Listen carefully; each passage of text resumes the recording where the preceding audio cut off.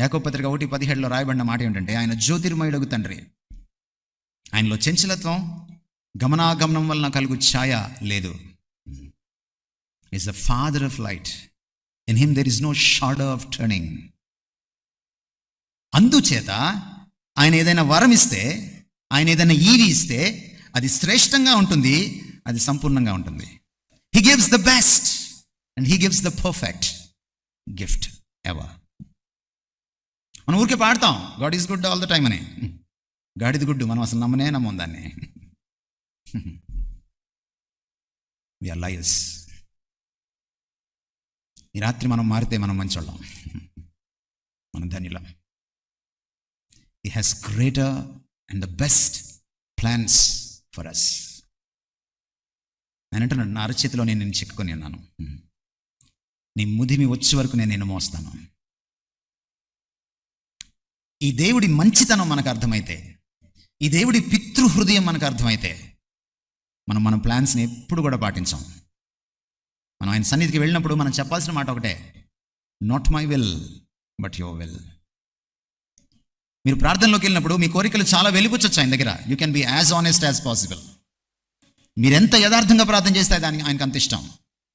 But మీరంతా మీ కోరికలన్నీ వెలిపుచ్చిన తర్వాత, నెవర్దలెస్, అయినప్పటికీ నా చిత్తము కాదు, నా కోరికలు కాదు, నీ చిత్తమే సిద్ధించను గాక. That kind of submission to his plan. Jesus ఈ లోకంలో జీవించేటప్పుడు he never lived on his own. ఆయన ప్రతిదీ తండ్రి ప్లాన్ ప్రకారం చేశాడు. ప్రతిదీ ఆయన ఏదైనా చేయాలంటే అది తండ్రికి ఇష్టమైతేనే చేసేవాడు. మీకు గుర్తుంది కదా, కానా వివాహంలో వాళ్ళ అమ్మ వచ్చి సలహా ఇచ్చింది, ద్రాక్షరసం అయిపోయింది. ఆయన ఏమన్నాడు, నాతో ఏంటి నీకు పని, ఆయనకి నాతో పని. Don't direct me mummy, let my father in heaven direct me. My time has not yet come. నా సమయం ఇంకా రాలేదు. Obeying to the father always. ఆయన తన జీవితంలో అనేకసార్లు చెప్పుకున్నాడు, అనేకసార్లు రాయబడింది కూడా ఆయన శిష్యుల ద్వారా. లేఖనములు నెరవేరుటకు ఇలాగూ జరిగెను. He fulfilled the scriptures to every jot. తూచా తప్పకుండా ఆయన లేఖనాలను నెరవేర్చాడు. Because he knew very well, though it is difficult, though it is an insult, though it is like going into death, though it is becoming nothing, his father's will has good for him and for the good of the world.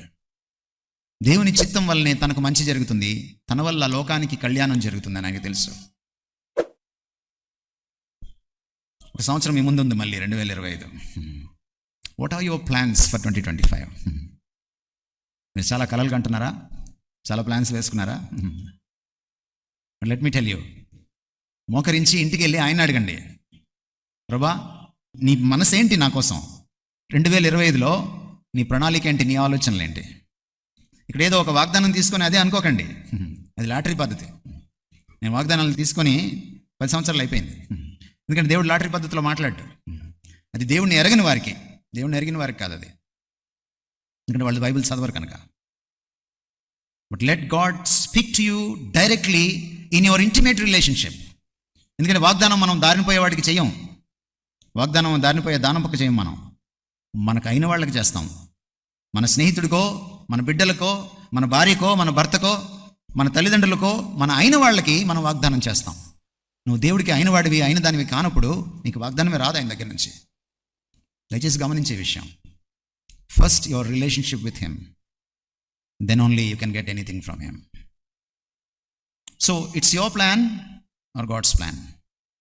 If it is God's plan, he not only blesses you, he makes it possible. He makes your way. God will make a way. ఎప్పుడు? when it is his plan. మీకు గుర్తుందా don mine పాట, God will make a way. సామెతలు 3:5-6 మీరు చదవండి. నీ స్వబుద్ధిని ఆధారం చేసుకొనక నీ స్వభావం అంతటి మీద ఆయన అధికారమునకు ఒప్పుకొను, అప్పుడు ఆయన నీ మార్గాన్ని సరళం చేస్తాడు. God will make a way when you don't depend on your own understanding, on your own implications or on your own impulses, but When you submit totally to him, God will make a way. Success come in its way. God's time. దేవుడు సమయాన్ని rule చేసేవాడైతే God's timing is always perfect. ఇది మరొక పాఠం మనం నేర్చుకోవాలి. మనకు ఒక టైమింగ్ ఉంటుందండి, దేవుడికి ఇంకో టైమింగ్ ఉంటుందండి. ఎప్పుడైనా గుర్తుపెట్టుకోండి. కొన్నిసార్లు దేవుని చిత్తమే మనం చేయొచ్చు, కానీ దేవుని సమయంలో చేయం దాన్ని. చాలాసార్లు ఈ పొరపాటు మనం చేస్తాం. మనకి తొందరపాటుతనం ఉంటుంది, ఎందుకంటే మనం కాలానికి బందీలం. మనం ఆలస్యం అమృతం విషయం అంటాం కదా. మనం దేవుడి డిక్షనరీలో ఈ సెంటెన్స్ లేదు. దేవుడికి ఆలస్యం ఉండదు, ఎందుకంటే past, present and future everything is a present to him. ఆయనకంతా ఒక్కలాగే ఉంటుంది కనుక, ఎందుకంటే ఆయన కాలానికి బయట ఉంటాడు.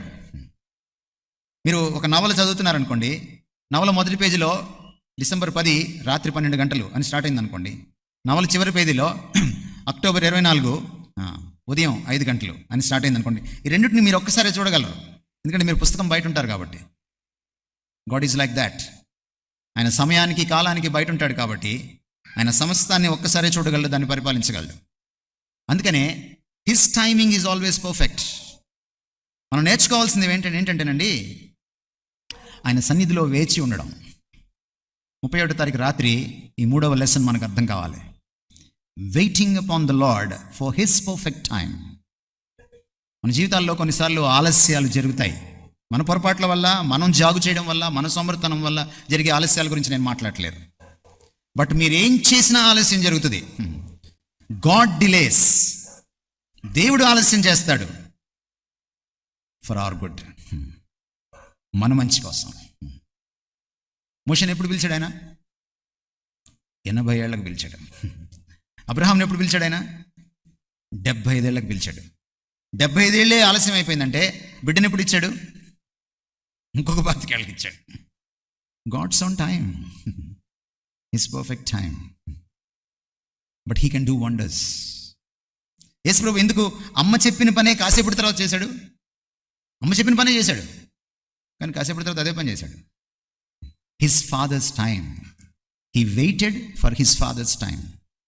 యేసుక్రీస్తు వారిని చాలాసార్లు కొట్టడానికి, చంపడానికి వచ్చారు, కానీ తప్పించుకొని వెళ్ళిపోయాడు. భయపడ్డాడు అనుకున్నారా మీరు? No, he never feared. He never feared. Fear ఆయన డిక్షనరీలో లేదు. But God's own time. నా సమయం ఆసన్నమైంది అన్నప్పుడు ఆయన వెళ్ళి సిలువకి తానే అప్పగించుకున్నాడు.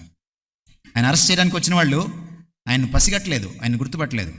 బట్ ఆయనే వాళ్ళకి ఎదురు వెళ్ళి, మీరు ఎవరి కోసం వెతుకుతున్నారు? నజరేయుడైన యేసు కోసం. నేనే. ఒకప్పుడు చంపడానికి వస్తే తప్పించుకున్నవాడు ఇప్పుడు ఎదురెళ్ళి సిలువకు అప్పగించుకున్నాడు.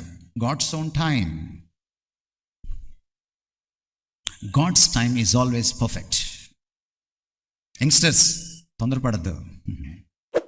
మీరు చాలా విషయాల్లో తొందరపడతారు.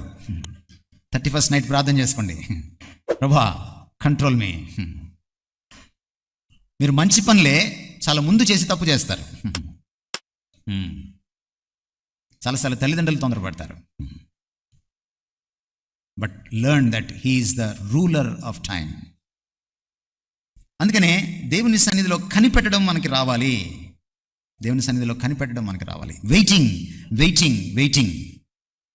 నీ సన్నిధిలో కనిపెడుతున్నాను అని అనేక మార్లు కీర్తనకారుడు అనడం మనం చూస్తాం. మీరు కీర్తనలు తిరిగేసి చూడండి, ఈ కనిపెడుతున్నాను అనే మాట మీకు అనేక సార్లు కనపడుతుంది. వెయిటింగ్. హబక్కుకు జీవితంలో మనం చూస్తే, హబక్కుకు దేవుడి దగ్గరికి వెళ్ళి నిష్ఠూరంగా మాట్లాడతాడు. అనీతిమంతులు వచ్చి నీతిమంతుల్ని దోచుకుంటున్నారు, నువ్వెందుకు స్పందించట్లేదు? Why you are silent? అప్పుడు హబక్కుకి దేవుడు ఒక మాట చెప్తాడు. 2:24లో కీలకమైన వచనం అది. మార్టిన్లో తనని పట్టుకున్న వచనం అది. నీతిమంతుడు విశ్వాస మూలంగా జీవిస్తాడు. విశ్వాసం ఎందులో? దేవుని క్యారెక్టర్లో. దేవుడు in his own time he makes all things beautiful. ఆయన అన్యాయాన్ని సహించడు. ఒక రోజున ఆయన దండాన్ని విసురుతాడు, ఒక రోజున ఆయన పనిష్మెంట్ తీసుకొస్తాడు. But in his own time he makes all things beautiful. ఆ ఇన్ హిజ్ ఓన్ టైంకి కోసం వెయిట్ చేయాలి. ఈ మధ్యలో అభ్యసించాల్సింది ఏంటంటే విశ్వాసం. You know your God and therefore you wait upon him. విశ్వాసం ఎందులో? ఆయన క్యారెక్టర్లో. ఆయన మంచివాడని, ఆయన న్యాయవంతుడని, ఆయన నీతిమంతుడని, ఆయన అన్యాయాన్ని సహించలేడని, ఆయన తప్పకుండా మనకి మేలు చేసేటువంటి మంచి హృదయం కలవాడని నువ్వు ఆయన రుచి చూచి తెలుసుకున్నప్పుడు నువ్వు వెయిట్ చేయగలుగుతావు. ఎవరైనా తొందరపడే క్రైస్తవులు ఎవరైనా ఉంటే ప్లీజ్